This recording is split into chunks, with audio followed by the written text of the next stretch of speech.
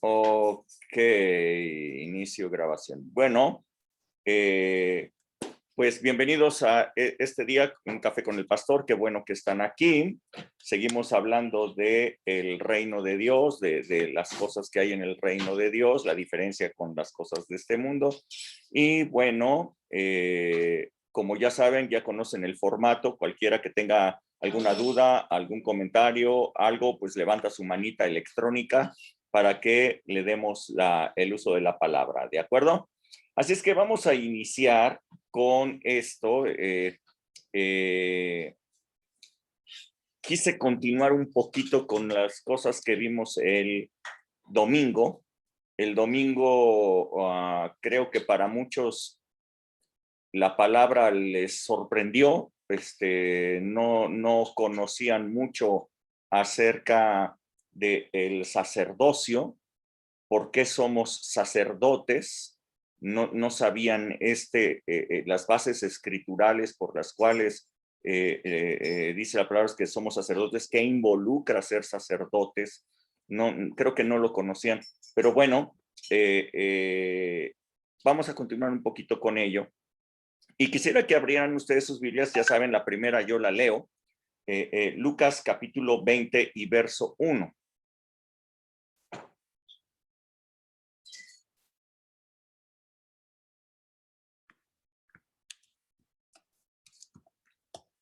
Lucas capítulo 20 y verso 1.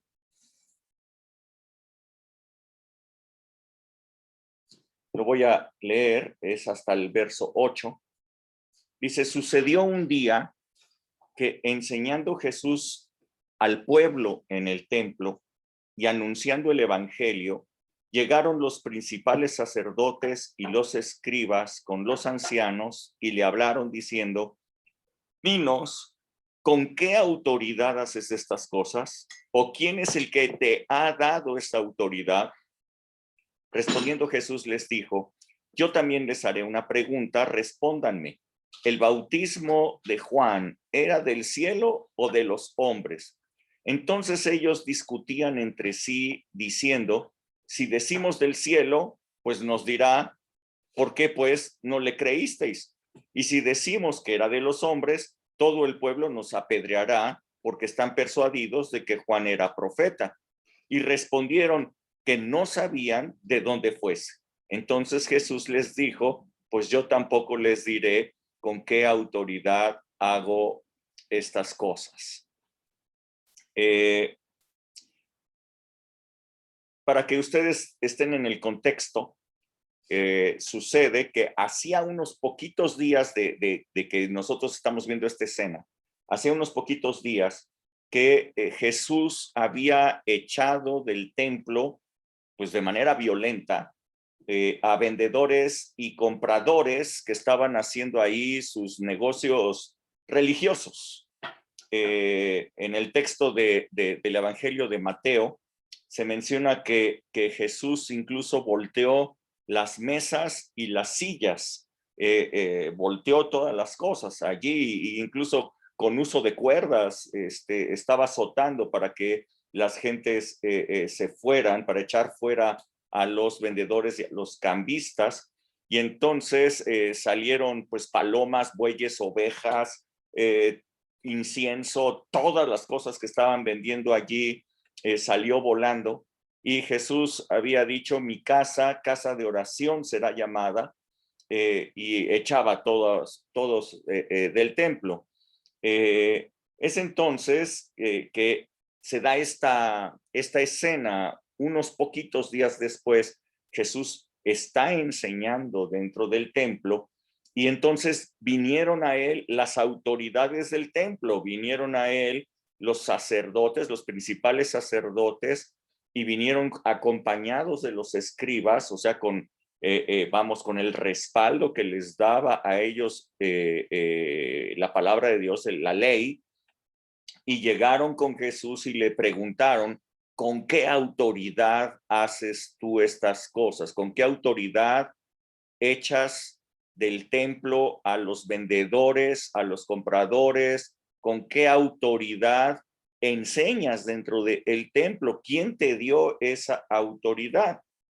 Y bueno, pues creo que los sacerdotes pues tenían mucha razón, ¿no? En lo que estaban haciendo, en confrontar a Jesús, pues porque ellos eran la autoridad del templo.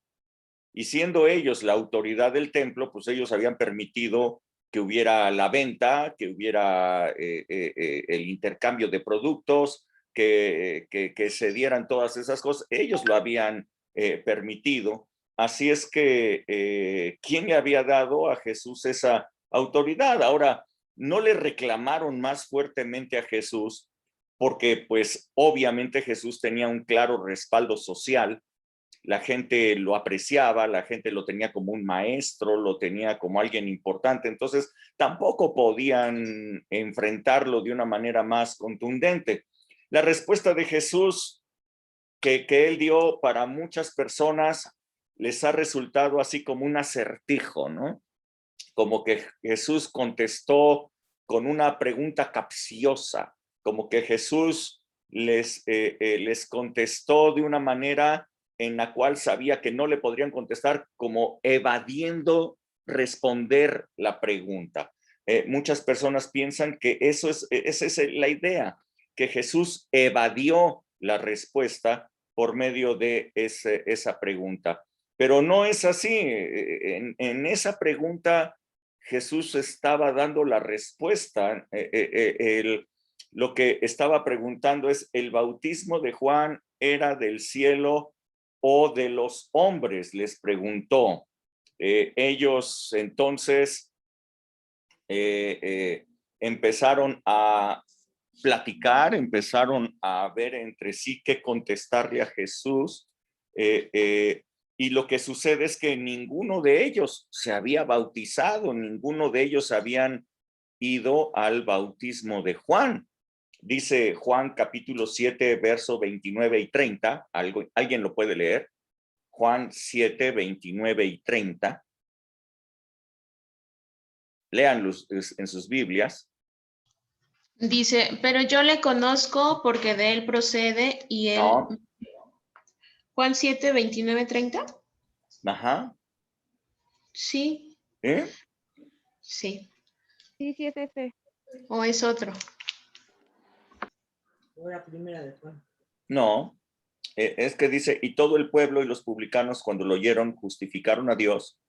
¿No? ¿No es esto? No, no es ese.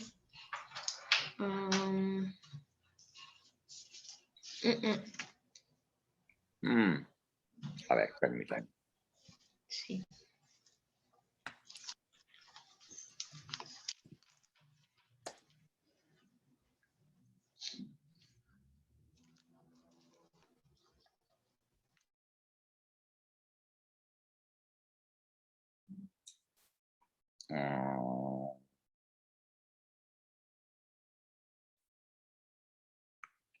El pueblo.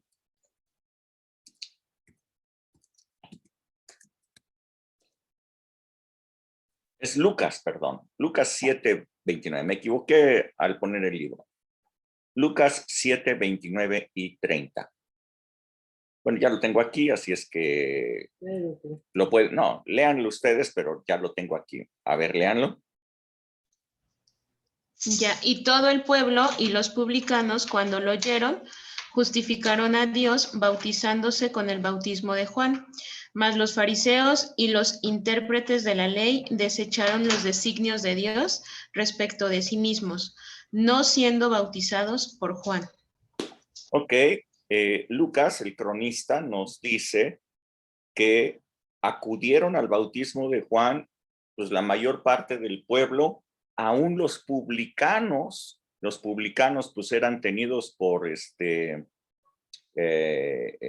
la gente más traidora, porque eran los que cobraban los impuestos a favor de los romanos. Así es que todo el pueblo y aún los publicanos justificaron a Dios, se bautizaron con el bautismo de Juan, pero los fariseos, los intérpretes de la ley, los sacerdotes, todos ellos desecharon los designios de Dios, no bautizándose con el bautismo de Juan.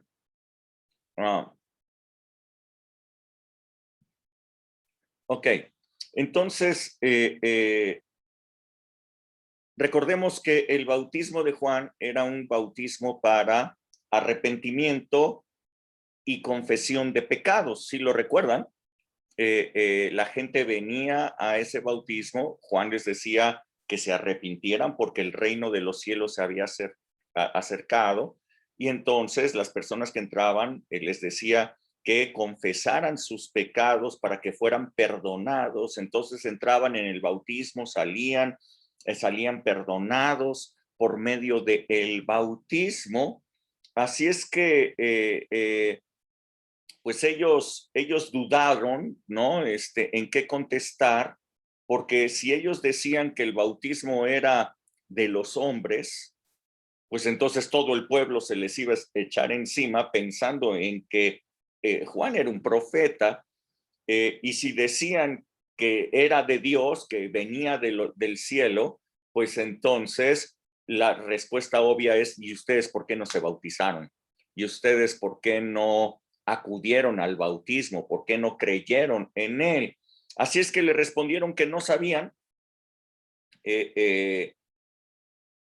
pero ahí está la respuesta de la autoridad de Jesús. Ahí está la respuesta de la autoridad que nosotros podemos tener, la autoridad espiritual, de la autoridad que nosotros tenemos en este mundo. Nosotros tenemos una autoridad y allí está la respuesta. Así es que esta es una parte, creo que muy importante.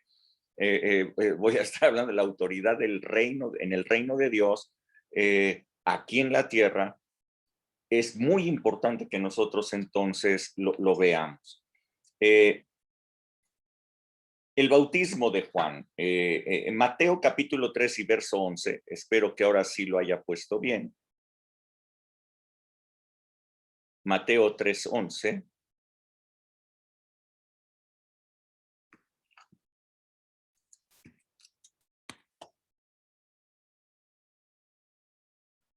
¿Quién lo puede leer? Hasta el verso 17. Yo. ¿Hasta el 12? Hasta el 17, por favor. Del 11 hasta el 17. 11 al 17. Yo a la verdad los bautizo en agua para arrepentimiento, pero el que viene tras mí, cuyo calzado yo no soy digno de llevar, es más poderoso que yo. Él los bautizará en Espíritu Santo y fuego. Su aventador está en su mano y limpiará su era, y recogerá su trigo en el granero y quemará la paja en fuego que nunca se apagará. Entonces Jesús vino de Galilea a Juan al Jordán para ser bautizado por él. Mas Juan se le oponía diciendo: yo necesito ser bautizado por ti y tú vienes a mí. Pero Jesús le respondió: deja ahora, porque así conviene que cumplamos toda justicia. Entonces le dejó. Y Jesús, después que fue bautizado, subió luego del agua. Y aquí los cielos le fueron abiertos y vio al Espíritu de Dios que descendía como paloma y venía sobre él. Y hubo una voz de los cielos que decía: este es mi Hijo amado, en quien tengo complacencia. Es hasta ahí, ¿no? Sí, hasta ahí, muy bien. Yo les hablaba un poco de esto el domingo.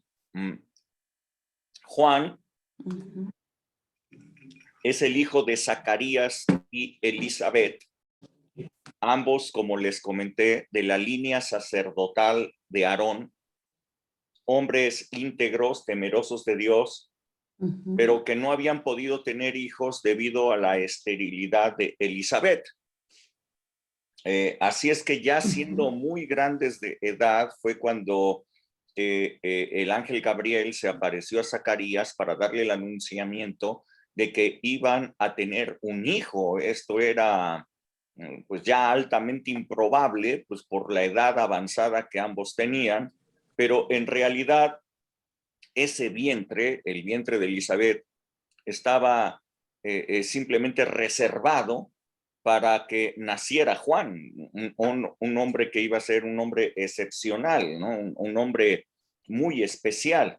Este Juan, después llamado el Bautista, sería quien iría delante del Señor para preparar el camino para él. Así es que Juan, a los 30 años de edad, conforme a lo que la ley marcaba para iniciar ministerios, para iniciar los oficios, para iniciar todas las cosas, a los 30 años, él empezó el ministerio. Él era hijo de sacerdotes, él era de la línea sacerdotal de Aarón. Y él inició un ministerio muy importante en el desierto, predicando en el desierto y bautizando a las personas en el río Jordán para arrepentimiento y perdón de pecados. Él era hijo de sacerdotes, él era un sacerdote. De hecho, como se los comenté el domingo, él en realidad es el último sumo sacerdote de la línea de la orden de Aarón, aunque nunca ejerció en el templo. El trabajo de un sacerdote era ministrar a favor del pueblo y ministrarles en el perdón de los pecados. Esa es la función más importante del sacerdote, llevar el perdón de los pecados.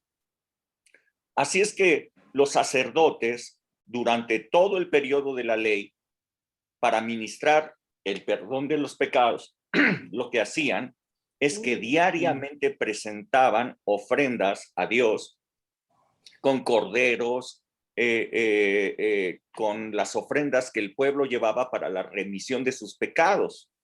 Así es que esto era lo que la ley decía, la ley imponía que debería de hacerse de esa manera.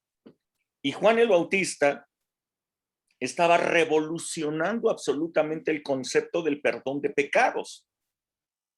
Porque la ley decía que para el perdón de los pecados deberían de llevar un animalito, llevarlo al sacerdote, el sacerdote iba a hacer todo un ritual, lo iba a mecer, lo iba a degollar, iba a derramar su sangre, todo el ritual para poder tener el perdón de los pecados, la gente que llevaba esos animales ahí al templo. No debería, dice la palabra, nunca debería de dejar de haber fuego en el altar. El altar siempre debería de estar encendido, el altar siempre debería de estar quemando algo, era olor fragante hacia Dios y además eso les daba el perdón de los pecados. Y entonces de repente llega Juan el Bautista, no en el templo, sino en el desierto, predicando ahí junto al río Jordán y diciéndoles, arrepiéntanse porque el reino de los cielos se ha acercado. Jesús había acercado el reino de los cielos. Y decía Juan el Bautista, y bautícense para el perdón de los pecados. Entonces la gente entraba en el bautismo creyendo lo que le estaba diciendo Juan, que al ser bautizados y arrepintiéndose, confesando sus pecados delante de Dios, ellos eran perdonados. ¿Sí están entendiendo que esto era revolucionario? O sea, claro. Cambiaba por completo el asunto. Antes se hablaba del sacrificio y Juan el Bautista ya no apuntaba a los sacrificios, sino al arrepentimiento. ¿Por qué era esto? Bueno, pues porque el Cordero de Dios que quita el pecado del mundo ya estaba presente. Sin embargo, nadie lo sabía. Sin embargo, no conocían esto, no lo entendían. Pero los sacerdotes entonces veían a Juan el Bautista y cuando veían a Juan el Bautista decían, pues, ¿qué loquera está haciendo Juan el Bautista? O sea, que sumergiéndose allí van a tener perdón de pecados, pues eso no es la ley. Eso no dice la ley. Entonces era algo muy, muy extraño, muy ajeno. Era una revolución lo que estaba haciendo Juan el Bautista. Y entonces, pues evidentemente, ni los sacerdotes, ni los escribas, ni los fariseos apoyaban su movimiento porque pues no estaba en línea con la ley. Es así de sencillo, ¿no? Pero hubo alguien que sí. Juan el Bautista, como ustedes lo pueden leer, él predicaba, decía, después de mí viene uno que es más grande que yo, el cual no los va a bautizar con agua, sino los va a bautizar en Espíritu Santo y fuego. Y cuando ve que viene llegando Jesús, y cuando ve que Jesús va llegando para ser bautizado, Juan, con ese discernimiento, puede entender que él es de quien ha estado hablando. Él es esa persona que podía perdonar los pecados. Él era el Cordero de Dios que quita el pecado del mundo. Él era la persona que podía hacer esto. De tal manera que Juan el Bautista le dice, no, ¿cómo crees que yo te voy a bautizar? Tú me necesitas bautizar a mí, le dice Juan, porque pues el pecador soy yo. El pecador soy yo soy el que necesita ser bautizado por ti. Pero Jesús le dice, deja para que se cumpla con toda justicia, le dice. Y como les explicaba el domingo, ¿cuál era esa justicia? ¿Cuál era esa ley que tenía que ser cumplida allí en ese momento, en el bautismo? Bueno, pues la ordenación sacerdotal, la transferencia sacerdotal del sacerdocio temporal de Aarón al sacerdocio eterno de acuerdo a la orden de Melquisedec. Yo les hablé el domingo, existía el sacerdocio desde antes, mucho antes de Aarón, ya había un sacerdote del Dios Altísimo que era Melquisedec. Este Melquisedec era rey y sacerdote al mismo tiempo. Jesús, nos dice la palabra, él es rey y sacerdote también, pero de acuerdo a la ley era imposible que esto ocurriera porque él era de la tribu, descendiente de la tribu de David, en su genealogía. Él venía de la tribu de David, así es que era de la tribu de Judá, perdón, pero era de la descendencia de David. Así es que podía ser catalogado como rey en algún momento porque tenía la ascendencia de David, pero no podría ser sacerdote porque no era de la descendencia de Aarón. De esa manera, ninguna persona podría ser rey y sacerdote al mismo tiempo, porque o eras del linaje de Leví, de la raíz de Aarón, o eras de la tribu de Judá, de la raíz de David, de tal manera que no podría serlo. Entonces, él tenía el linaje de David, entonces, bueno, pues podría ser catalogado rey, pero no sacerdote. Pero entonces, para ser ordenado como sacerdote, había 3 requisitos. La persona en ese ritual que imponía la ley, la persona tenía que ser lavada con agua. Número 2, tenían que ofrecerse sacrificio por sus propios pecados, para la remisión de sus pecados. Y número 3, tenía que ser ungido con el aceite de la santa unción. Jesús allí en el Jordán entró por las aguas, fue lavado en el agua, como lo dice ahí la palabra, se sumergió, salió entonces limpio. Él no tenía pecado, no era para pecado, sino para cumplir con el requisito del sacerdocio, y después fue ungido con el aceite de la santa unción, que era el Espíritu Santo sobre él.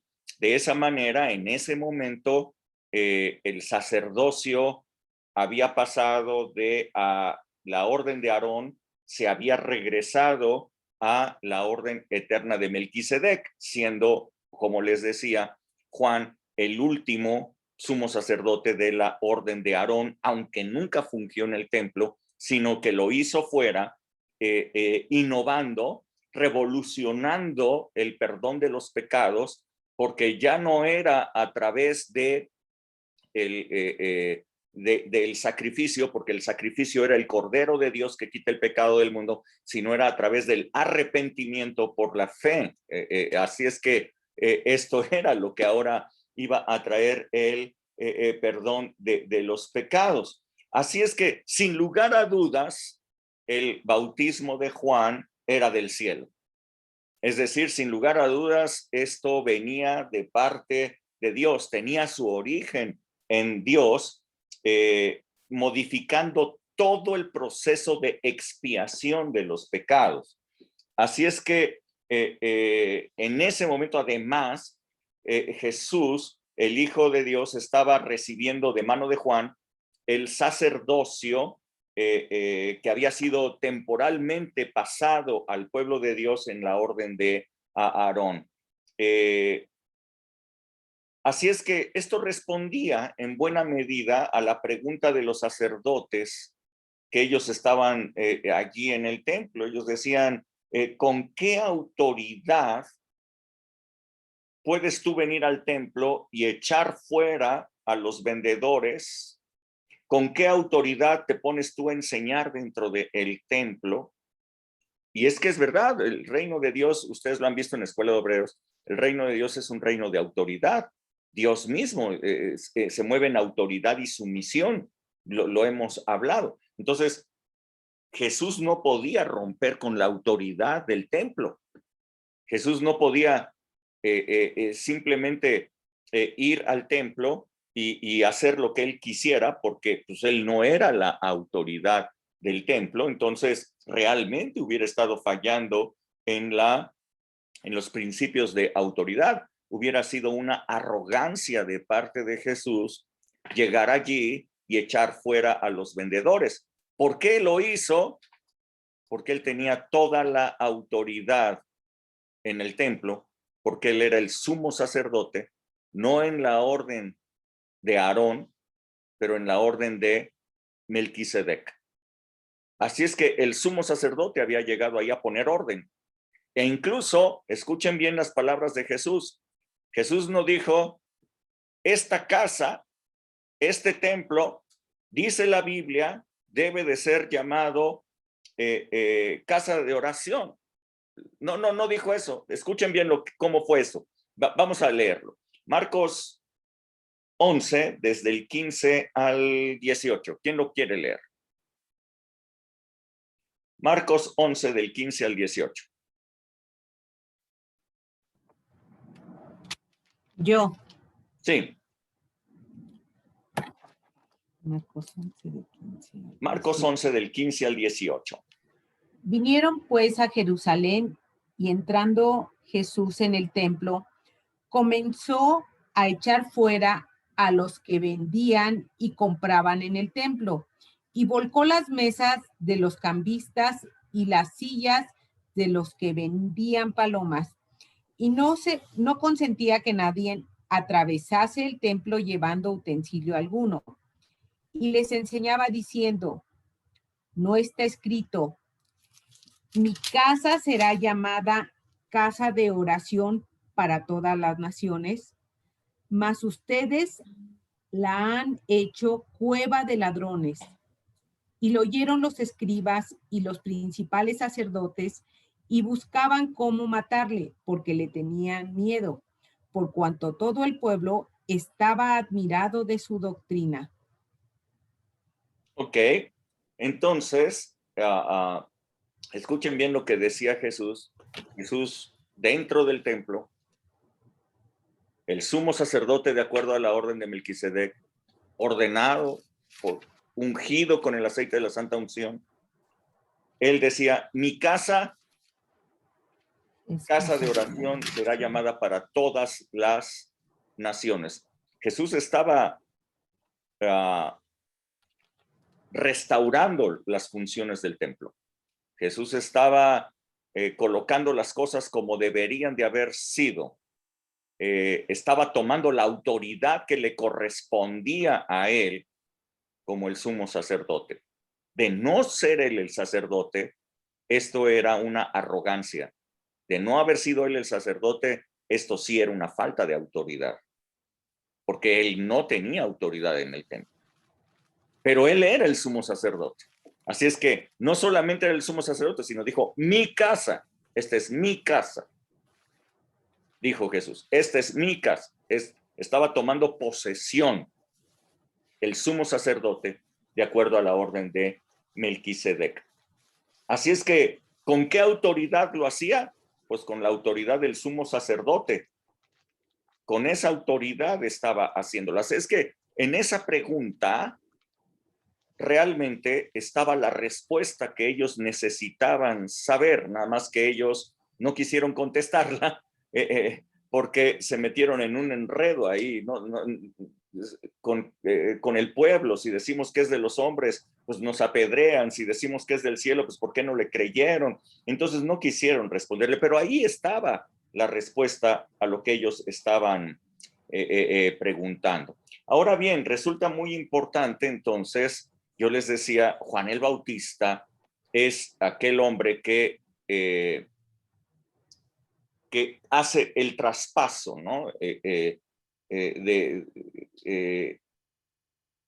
Con Moisés hubo un traspaso de la orden de Melquisedec a la orden de Aarón. Cuando ordenó a Aarón, entonces Aarón, allí empezó el sacerdocio temporal, le fue prestado al pueblo de Dios ese sacerdocio temporal. Y después terminaba con la gracia, terminaba el sacerdocio de Aarón y empezaba nuevamente, se restituía el sacerdocio de acuerdo a la orden de Melquisedec, evidentemente siendo Jesús el sumo sacerdote. Pero dice Jesús esto acerca de Juan. Juan capítulo 11, versos 7 al 12. ¿Quién lo puede leer? Juan 11, del 7 al 12. Espero que sí esté bien.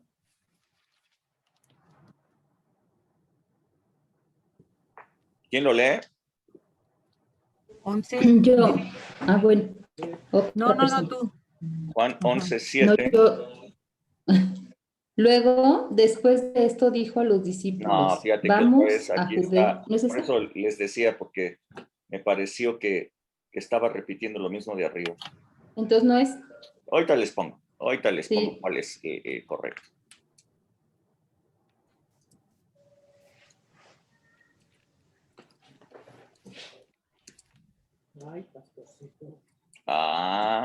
Mateo 11, 7, ya ven, es que sí, reconocí que ahí podía haber otra vez el error.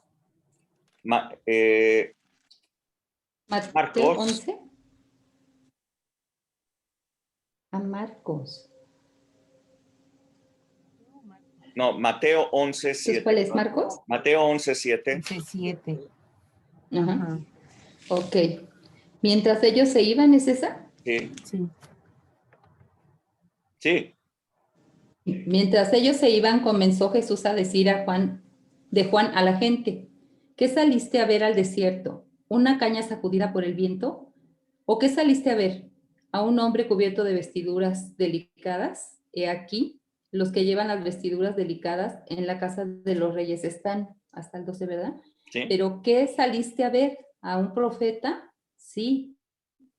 Les digo, y más que profeta, porque este es de quien está escrito, he aquí, yo envío mi mensajero delante de tu faz, el cual preparará tu camino delante de ti.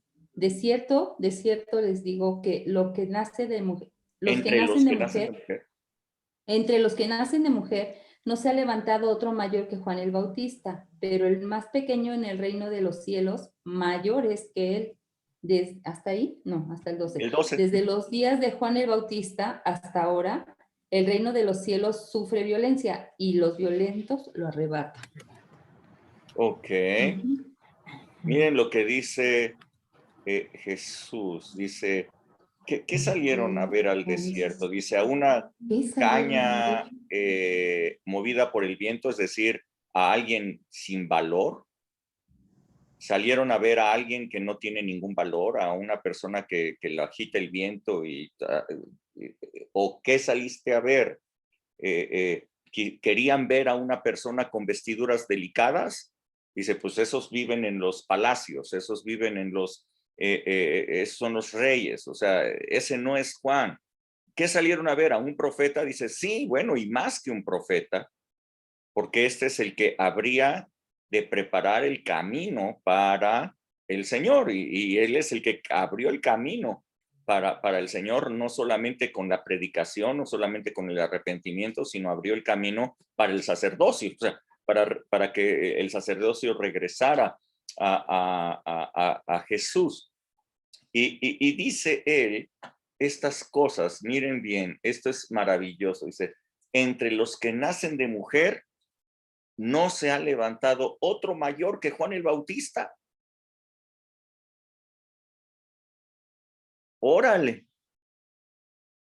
Órale. Esto quiere decir, Juan el Bautista es más grande que Abraham. Juan el Bautista más grande que Moisés. Juan el Bautista más grande que Noé. Juan el Bautista más grande que Samuel. Juan el Bautista más grande que Elías. Más grande que Eliseo con todo y la doble porción de unción. Más grande que ¿quién quieren ustedes? Más grande que María. Más grande que Adán. No, Adán no nació de mujer. Más grande que ¿quién? Que David. De David. Más grande que David. Uh-huh. Más grande que cualquiera de los reyes. Jesús está diciendo, este es el hombre más importante, más grande que ha nacido de mujer. ¡Wow! Esta es una impresionante aseveración. Pero, dice, el más pequeño en el reino de Dios es más grande que él. Oh, Esto es algo impresionante, ¿no? Porque Jesús está hablando de que de entre los que nacen seres humanos, ¿verdad? Los que nacen de carne, el más grande de todos es Juan. Pero para ser parte del reino de los cielos, tú necesitas nacer del Espíritu. ¿Sí lo recuerdan? Le dijo Jesús a Nicodemo, esto lo leímos la semana pasada en un café con el pastor, en la reunión.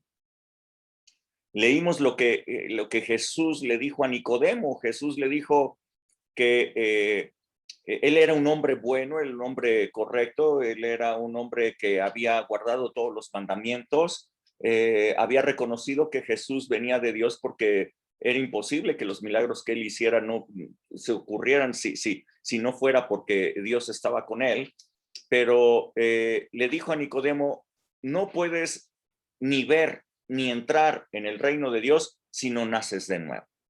Nicodemo, pues evidentemente lo pensaba en la carne, pues no tiene ninguna información espiritual al respecto. Y entonces le dice, pues, ¿cómo puedo volver a entrar en el vientre de mi mamá para volver a nacer? O sea, eso es ilógico, es absurdo, no puede ser.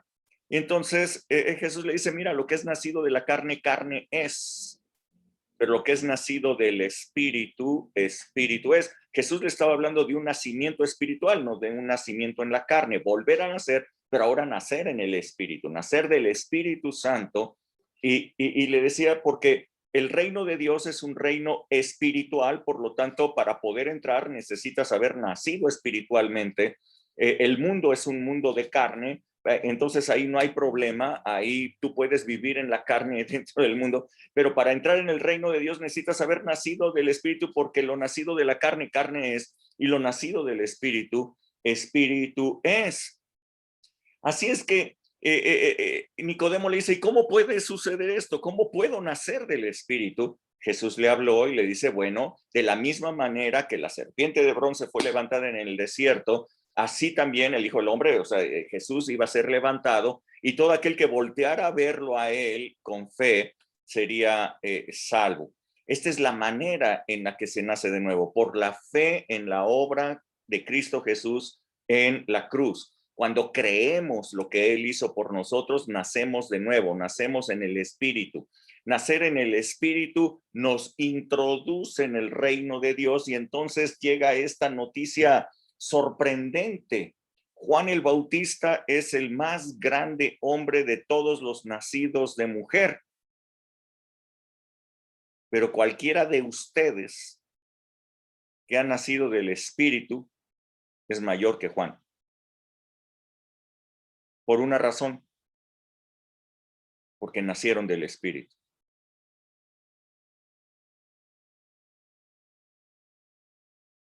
Jesús nació de mujer, pero nació del Espíritu. Él es del reino de Dios. Él es del reino. Así es que esto es interesante. Jesús no aplica en esto, porque Él es del reino de Dios porque nació del Espíritu. Pero lo que es impresionante es que Juan, el último sumo sacerdote, de acuerdo a la orden de Aarón, es el más grande de todos. Pero cualquiera en el reino de Dios es más grande que Juan. Y son sacerdotes del Dios Altísimo, como lo decíamos, de acuerdo a la orden de Melquisedec. Así es que nacer del Espíritu no te hace, no quita que tú seas hijo de mujer, pero lo que sí te hace es un hijo de Dios, como Jesús lo es, hijo de Dios. Es algo interesante. Juan el Bautista era hijo de mujer. Él no había nacido del Espíritu. Él necesitaba igualmente nacer de el Espíritu. Ahora dice, desde los días de Juan el Bautista, el cielo sufre violencia. No la tierra, el cielo sufre violencia.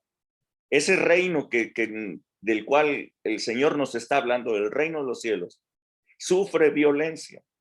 Y solamente dice los violentos, los que han nacido del Espíritu, la gente violenta que ha nacido del Espíritu, lo arrebatan.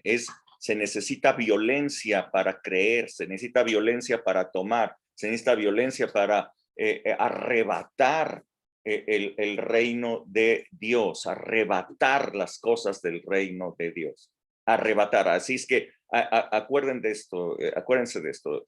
Nosotros podemos arrebatar las cosas del reino de Dios. No es tomarlas, es arrebatarlas. ¿Ok? Hay alguien que nos las quiere robar, hay alguien que nos las quiere quitar, hay alguien que nos quiere impedir que agarremos lo que nos pertenece, pero tú violentamente lo arrebatas a través de la fe. ¿Ok? Esta es una palabra importante. Pero entonces resulta importantísima la pregunta que Jesús le hizo a los principales sacerdotes y escribas. Esa pregunta resulta importantísima. La pregunta es, esto que está sucediendo, esto que tú estás viendo,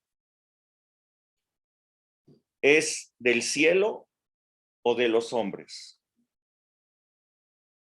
Los sacerdotes, escribas, fariseos, desecharon la idea de Juan, desecharon el bautismo de Juan, lo consideraron a él un chiflado que estaba haciendo cosas locas.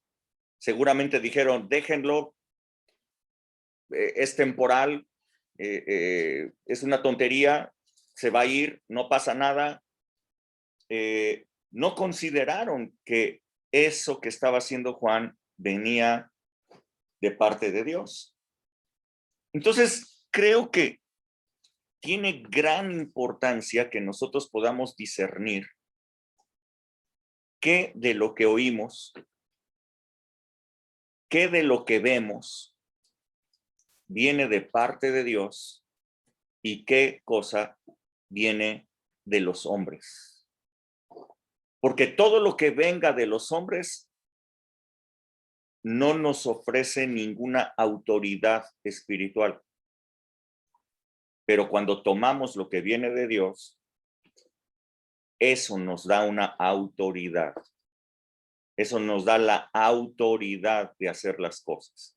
El diablo no puede resistirse a la autoridad que nosotros podemos tomar arrebatando el reino de Dios. Pero para esto es importantísima este discernimiento. ¿Esto viene de Dios o viene de los hombres? Montones de personas hoy día hablan de la Biblia, hablan de Dios, pero con puros razonamientos humanos. No viene de Dios. Lo que viene de Dios es una revelación en el espíritu de la palabra de Dios. Eso viene de Dios. Lo que viene de Dios es un discernimiento espiritual, pero lo que viene de los hombres son argumentos, lógica, razonamientos, los cuales no nos colocan en una posición de autoridad, sino en una posición como los sacerdotes, simplemente humana, en una posición religiosa únicamente. Así es que nosotros podemos ser una autoridad espiritual o podemos ser una autoridad religiosa. Yo prefiero ser una autoridad espiritual que una autoridad religiosa. ¿Dónde está el secreto? Otra vez, esto que estoy escuchando, ¿viene de parte de Dios o viene de los hombres? Esa fue la pregunta de Jesús hacia ellos, y ellos no habían tenido la habilidad espiritual de discernir que lo que venía con Juan era de Dios. Ellos lo desecharon por su tradición, lo desecharon por la ley, lo desecharon porque eso es lo que les habían enseñado. Las cosas de los hombres o las cosas de Dios. Yo simplemente les pregunto algunas cosas, no sé, que sería interesante que ustedes pudieran a discernir en estos tiempos, ¿no? ¿El coronavirus viene del cielo o viene de los hombres? De los hombres. De los hombres. Pues viene de los hombres, evidentemente, ¿no? Evidentemente. ¿Qué otra cosa puedo decirles? A ver, háblenme ustedes, díganme ustedes, pongan ustedes los ejemplos.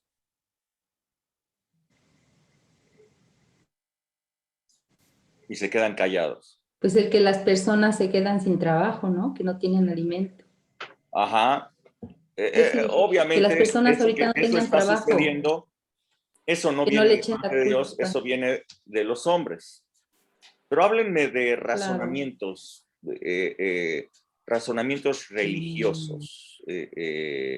Háblenme de eso, ¿no? Soy dueña de mi cuerpo y puedo soy dueña de mi cuerpo y puedo hacer con mi cuerpo lo que quiera. Ese razonamiento tan lógico para muchas personas. Okay. ¿Qué dicen ustedes? ¿Es de Dios o es de los Es de hombres? hombre. Es humano. Es de los hombres. De los hombres, de los hombres. Sí. Bueno, déjenme decirles otro, ¿no? La diversidad. Hoy día, toda la gente, lo bien visto, lo culturalmente sabio, es que todo mundo busca la igualdad. Todo mundo lucha por la igualdad. Las mujeres luchan por la igualdad. También es humano. Los pobres luchan por la igualdad. Ser iguales, que todos sean iguales, que todos tengan los mismos derechos, obligaciones y demás, y que todos sean tratados iguales. Eso suena compasivo, eso suena religioso. Eso suena No. como que viene de parte de Dios. Seamos iguales todos. Dios nos ve a todos como iguales. Entonces, si Dios nos ve a todos como iguales, seamos iguales. Todos tenemos que ser iguales. ¿Qué piensan ustedes de ese razonamiento que muchísimos cristianos albergan? No, ¿Es de eso humano. Dios o es de los hombres? Es humano. No, Es de los humano. hombres. A ver, ¿alguien piensa que ese pensamiento es de Dios? Que todos seamos iguales, la igualdad entre todos. Los veo con cara de no quiero participar porque no sé qué me va a pasar. No. A ver, Solecita, yo te veo con cara de que quiero participar, pero no sé qué onda.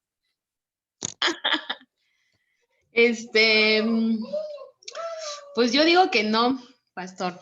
¿Que no qué? O sea, Dios nos ha hecho iguales a los hombres y a las mujeres, pero nos ha dado diferentes roles, o sea, en cuanto a esa parte también. ¿Y como cristianos deberíamos de ser iguales?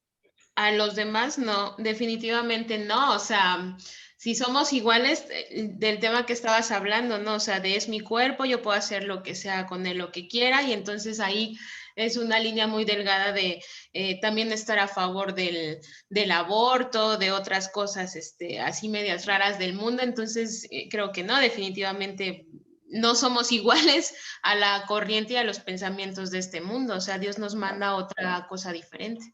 Dios le dijo a Isaac, vive como forastero y te bendeciré. Sí. ¿Qué es un forastero? Alguien que no pertenece, por ejemplo, así nosotros que vivimos aquí en México, que no pertenecemos a México, ¿no? O que no somos de la tierra, vaya. Que no somos del mundo. Pero un forastero es aquella persona Que va de que no paso. se adapta a la tierra en donde está, sino que mantiene sus propias costumbres, su idioma. Sí. Eso es un forastero, ¿no? Por ejemplo, los judíos siempre fueron forasteros en todas partes, porque ellos no tomaban las costumbres de las naciones a donde iban, sino que mantenían lenguaje, mantenían costumbres, mantenían sus propias tradiciones, y hasta el día de hoy lo siguen haciendo los judíos. O sea, siguen viviendo como forasteros en la tierra en donde ellos estén. Eso es ser forastero, ¿no? Digo, por ejemplo, Adriana y Edgar están viviendo en Bogotá, pero Adrianita ya habla como colombiana, pues ya no, ya, forastera no es. Es para despistar al enemigo. Ok. Menonitas Entonces, también, ¿no? ¿mandé? Los menonitas. Los menonitas es otro, sí, que viven como forasteros conforme a sus propias costumbres. Pero nosotros somos del cielo, dice la palabra. Nuestra ciudadanía está en los cielos. De tal manera que somos del cielo. Entonces nosotros debemos de vivir en la tierra conforme a lo que es el reino de Dios, el reino de los cielos. Debemos de vivir en las costumbres del cielo, en las formas del cielo, y es la única manera de que el reino de los cielos venga aquí a la tierra. Si no vivimos como en el cielo, pues entonces no funciona. La oración de Jesús pues no se aplica. Venga a nosotros tu reino. Venga a nosotros tu reino quiere decir vamos a vivir conforme al reino. No vamos a vivir conforme a los demás. Entonces, mientras el mundo pide igualdad, el Señor nos pide diferencia. Sí. Entonces, hablar de ser diferentes, ¿es de Dios o es de los hombres? De Dios. La Biblia, porque Eso es la de Biblia Dios, lo dice. pero eso lo rechaza la gente. Eso lo rechazan los religiosos. Hombre, ¿qué tiene de malo que nos parezcamos a los demás?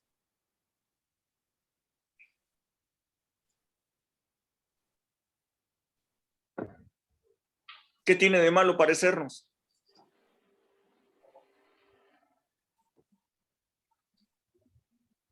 No tiene mucho de malo. Es un argumento muy bueno. ¿Es de Dios o es de los hombres? De los hombres. ¿Cómo la ven? Es interesante poder discernir estas cosas. Es interesante cuando de repente alguien habla de que la riqueza es mala, de que nadie debe de aspirar a la riqueza porque es algo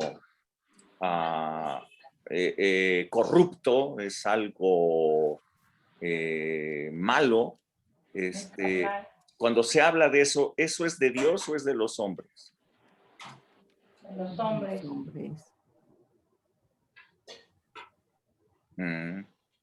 Entonces, ¿cómo podemos discernir todas estas cosas? O sea, porque todos estos pensamientos están a nuestro alrededor y son pensamientos que están en las corrientes cristianas. Ahora, cuando yo tomo lo que viene del cielo, cuando yo agarro lo que viene de Dios, lo creo, lo que no hicieron los sacerdotes, ir y tomar, arrebatar lo que viene de Dios, entonces eso me da la autoridad del reino. Yo tengo autoridad del reino cuando estoy operando en lo que viene de Dios, no en lo que viene de los hombres. Cuando yo opero en lo que viene de parte de los hombres, no me da ninguna autoridad. ¿Sí me están siguiendo? ¿Quieres tener autoridad sobre Satanás, sobre todas estas cosas? Bueno, hay que estar bajo la autoridad del reino, pero hay que discernir qué viene de Dios, qué viene de los hombres. Es una pregunta fundamental que hace Jesús, se la hizo a los sacerdotes, a los escribas, pero te la hace a ti, en cada cosa. ¿Cuántas decisiones se toman al día?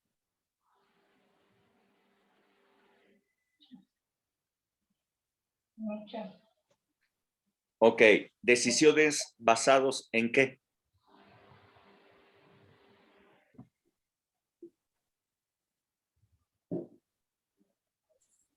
En nuestros beneficios.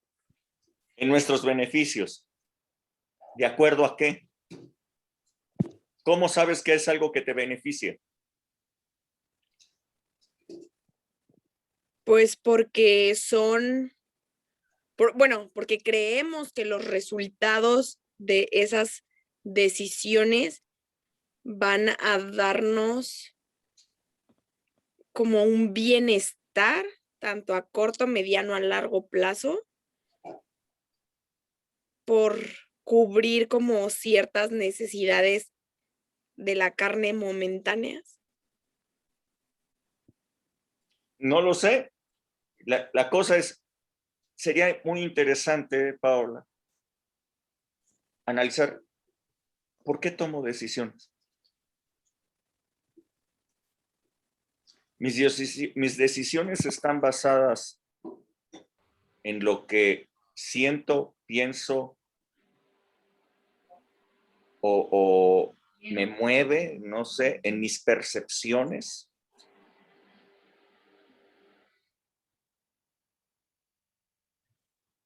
En lo que espero, en lo que creo que puede ser, en mis razonamientos.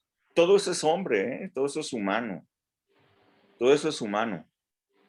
Porque yo estoy seguro que hay montones de decisiones basadas en lo que viene de parte de Dios que no nos gustan, que no las queremos hacer.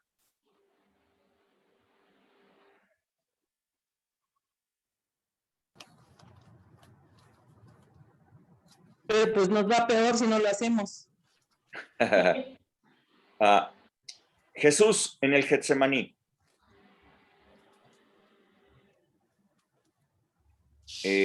¿Quería ir a la cruz? No. No. No, no quería ir. No quería. Esa oración que levantó Jesús al Padre diciendo que si era posible se apartara de él esa copa, ¿era de Dios o de los hombres? Era de él, de los hombres. Dios. ¿Se dan cuenta?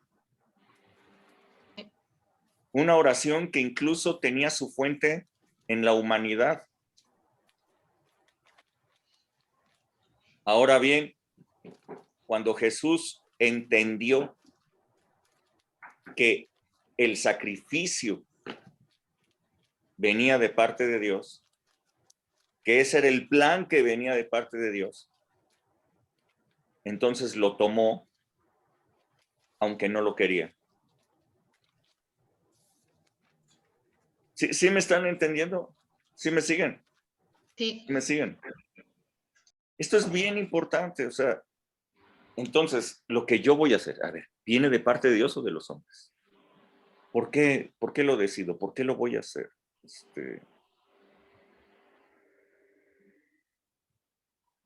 ¿Cómo la ven?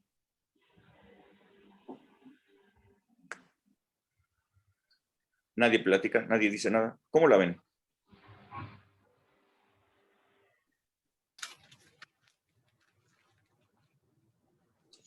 Están muy pensativos.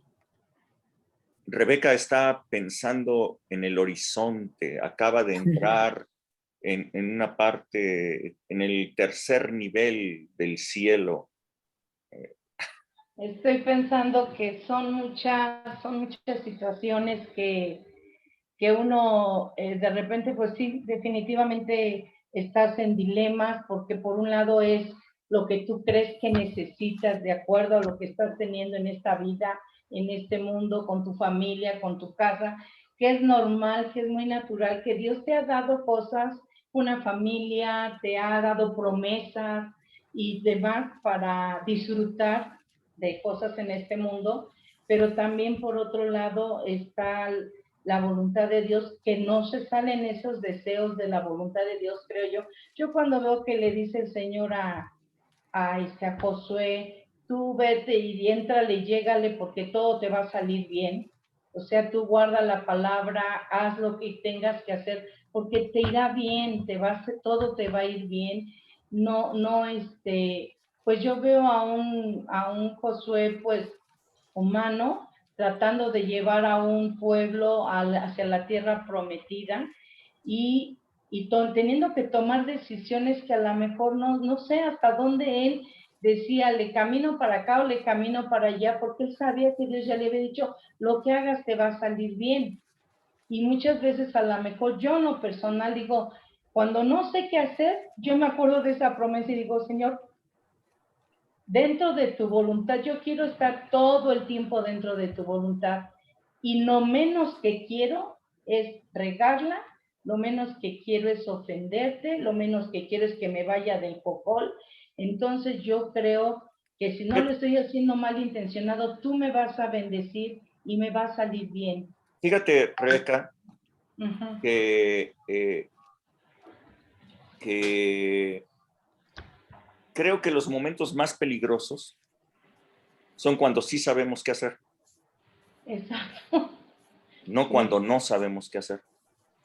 Porque cuando no sabemos qué hacer, entonces sí entramos en una reflexión y sí entramos en un discernimiento y sí entramos a lo mejor hasta en oración, diciendo a Dios, ayúdame a tomar la decisión correcta, y empezamos a discernir espiritualmente qué está sucediendo, qué es lo que nos está confundiendo, hasta que de repente aparece y entonces tomamos una decisión acertada. La bronca es cuando estamos muy convencidos de qué es lo que sí hay que hacer, porque allí de repente entramos, no sé, como gorda en tobogán, ¿verdad? ¿No? Como gorda en tobogán nos vamos y sin reflexionarle un poco, ¿no? simplemente porque creemos que eso sí está bien. Yo les Incluso pregunto, buscamos el ¿cuántos consejo. planes hay? ¿Cuántos planes de futuro ustedes tienen? Yo no tengo. La pregunta es, ¿son de Dios o son de los hombres? Exactamente. ¿En dónde tienen su fuente? Así Ahora, no le tengan miedo a que lo que Dios mueve revolucione su vida. Juan revolucionó todo. Lo puso upside down, ¿no? O sea, imagínense, yo quiero que ustedes simplemente se imaginen, para los sacerdotes, conocedores de la ley, sabiendo que los saduceos, pues, los saduceos que eran los encargados del templo, la ley del Señor decía que se tenían que hacer sacrificios para el perdón de los pecados, y llega un cuate, se pone en el desierto a decir, vengan acá, arrepiéntanse, sumérjanse en el agua, sean bautizados en arrepentimiento para perdón de pecados. ¡Wow! ¿What? ¿Y el ritual? Sí. Era una locura.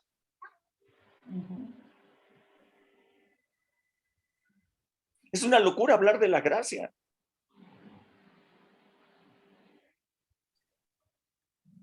Hablar de la gracia, los religiosos se ponen locos.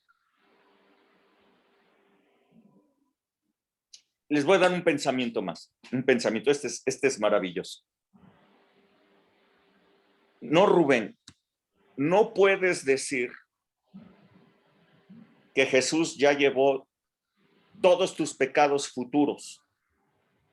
Porque si tú le dices a la gente que Jesús ya llevó sus pecados futuros, tú les estás dando toda la oportunidad de seguir pecando. Me lo han dicho 35,000 veces. No, porque ya no estamos bajo la ley, sino bajo la gracia, y ya nosotros no podemos pecar, ya el pecado nos enseñorea, ya no. Exacto, exacto. El pecado ya ya nos enseñorea de nosotros no. porque ya no estamos bajo la ley, sino bajo la gracia. Bueno, pero si tú le dices a una congregación, Jesús ya llevó todos tus pecados futuros, entonces se vuelven locos. O sea, no, ¿cómo crees? No, hombre, entonces les estás diciendo a toda la gente, pues pequen todo lo que quieran, que al fin y al cabo Jesús ya llevó sus pecados, pues. Hay gente que sí, ¿eh? Por Hay eso, gente que sí lo cree. ese es el argumento que usan para oponerse a la gracia, para oponerse a esa verdad. O sea, ¿qué significa arrebatar el reino de Dios? Arrebatar el reino de Dios significa, ¿cuál es tu respuesta a la verdad de la palabra de Dios? ¿Cómo respondes tú ante la evidencia de la verdad de la palabra de Dios? ¿Qué es lo que haces con ella?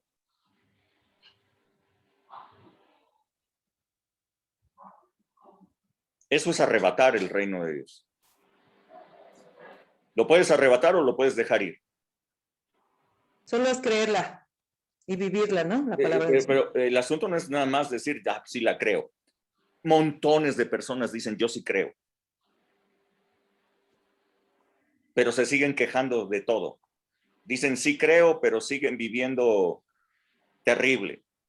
No, es vivirla también, pastor. Es vivirla, creerla y... Por eso, entonces no puedes decir nada más, sí creo. No, creer es pues, agarrarlo, ¿no? Hasta el diablo cree. Creí, por tanto hablé. Cambia la forma de hablar.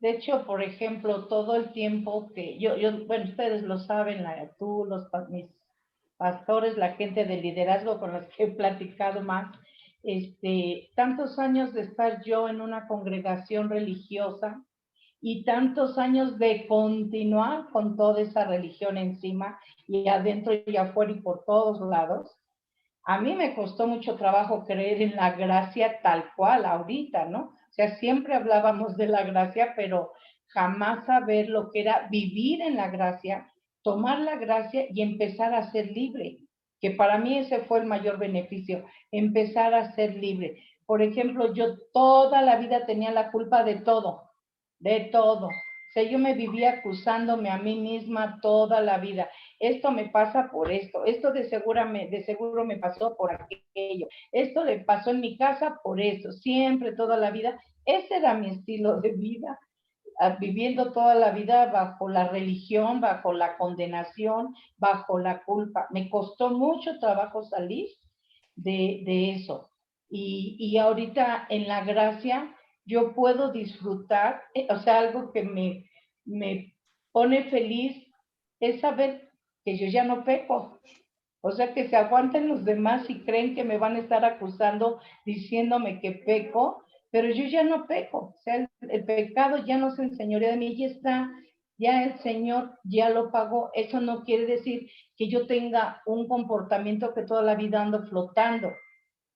Pero yo vengo al Señor Jesús, tomo su sangre, tomo su sacrificio, tomo su redención y y empiezo a ser libre de nuevo, ¿no? Empiezo a ser libre, entonces, ay Dios, quién sabe qué. ¿Eso es de los hombres o es de Dios? Los hombres. Es mi marido, ¿no es cierto? Es mi marido, pues es de los hombres, hombre. Es su Atiende a hombre. tu marido. Es mi hombre y no es cierto, ni siquiera es mi hombre. ¿Quién sabe quién es? Lo voy a... Dios mío, en serio, no sé por qué sonó esta cosa, no lo puedo pagar.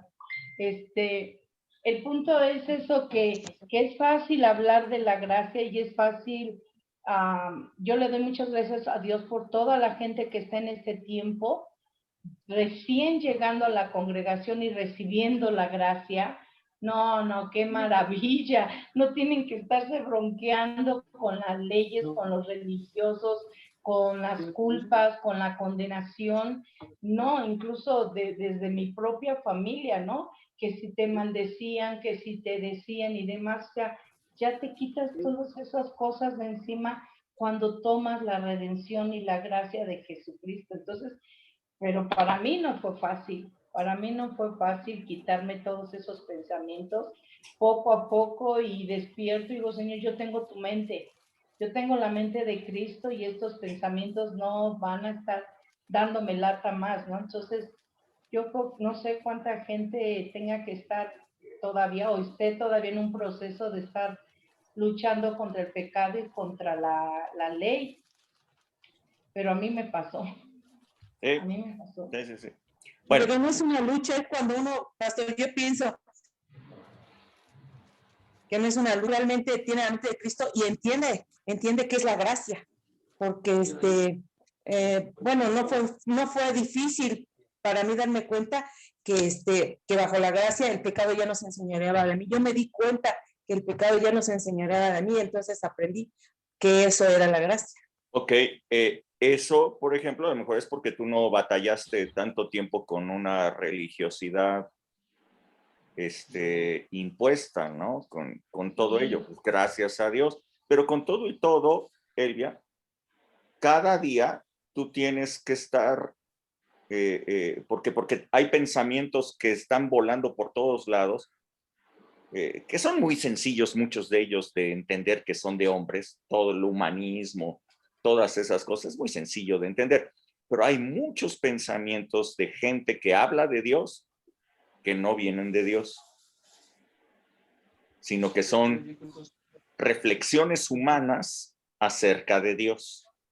Hoy tuve precisamente, me invitaron que entrara a un curso de matrimonios así rapidísimo, y supuestamente son cristianos o no sé qué denominación, etcétera, y yo estaba escuchando, pero no hablaba nada de Biblia, no tenían discernimiento ni revelación, y cuando yo les dije, o sea, yo hablé, que les dije, bueno, es que hablaban de que la mujer engañaba al hombre, le dije, y que en la casa, ¿no? Entonces yo le dije, pues es que eso está bien fácil, la mujer sabia edifica a su casa y la necia con su mano la destruye.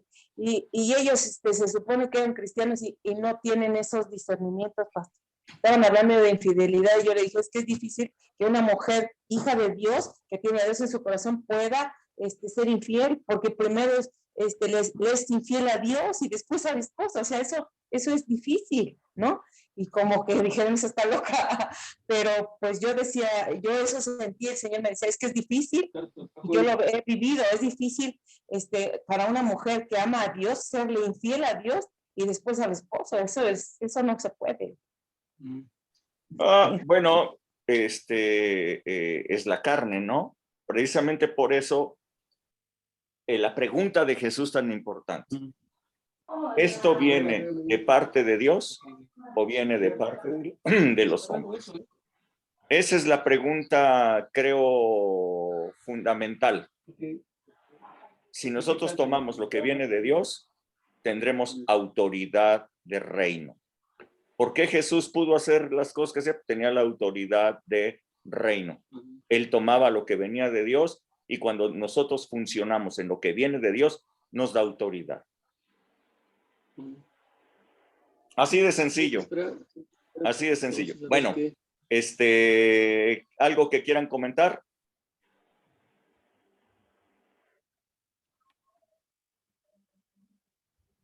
¿No? ¿No? ¿Quedó muy clarito? ¿Sí? Sí. A ver, les voy a preguntar yo. A ver, los demás no prenden sus cámaras precisamente por eso, porque han de decir, no, yo para qué pongo mi cámara y capaz de que me preguntan a mí. ¿Todo está clarito? ¿Ahí le dejamos? ¿Sí? Muy buenas reflexiones, pastor. Bueno, entonces nos vemos próximo domingo, si Dios quiere. Nos vemos aquí. Los que no, creo que ya no hay lugares, ¿verdad? O sea, ¿todavía hay lugares? Hay 27 lugares, todavía hace rato me metí. Ah, ok, entonces todavía hay lugares. Si quieren ir, ahí está, para que ustedes puedan sacar su boleto. ¿Sale? Van a sacar boleto. Sí. Que saquen boleto. No saquen boleto. Vale, pues, que Dios les bendiga muchísimo. Bye, bye. Que Hasta descansen. luego. Buenas noches. Adiós a todos. Bye. Bye.